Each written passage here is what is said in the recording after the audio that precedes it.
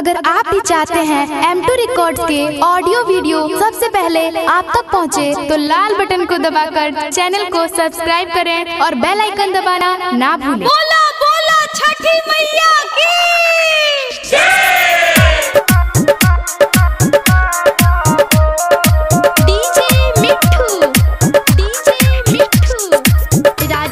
M2 records Jadopur छोड़ पड़ाका हम घाटे पे हो, भूल मत जइहा हमर बात के हो।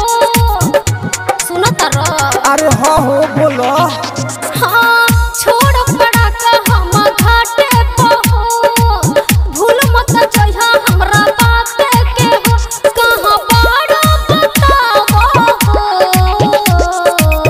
करतानी फोनवा हम सोनवा हाला बहुत है पावे हो, घटिया भीरी खड़ा पानी ए नहीं तू आवा हो, घटिया भीरी खड़ा पानी ए नहीं तू आवा हो।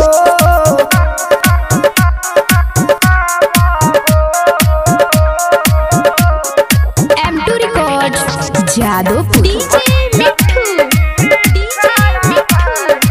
राजा परसोनी एहो हमरो त कोसी भरावे के बा, माई के साथे हाथ बढ़ावे के बा। बुझत नहीं ख कितना काम रहेला आज के दिने।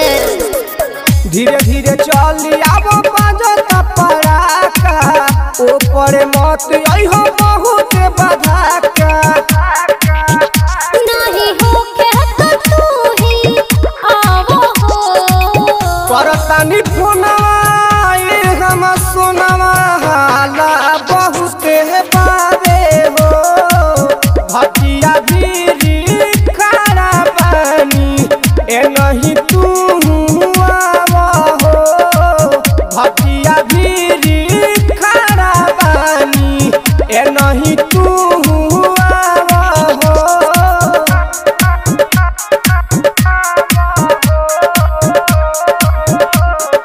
Mix by Amit Raj DJ Mithu Raja Parsoni writer Shyam Sundar बतिया बताई दाना, विकेश बेदर्दी घाटे पहुंचाई दाना।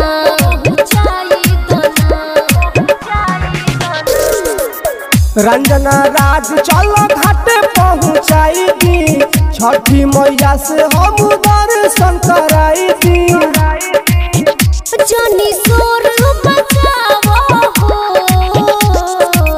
करतानी फोनवा हम सोनवा हाला बहुत है पावे हो, भटिया भीरी खड़ा पानी ए नहीं तू आवा हो, भटिया भीरी खड़ा पानी ए नहीं तू आवा हो। M2 records Jadopur.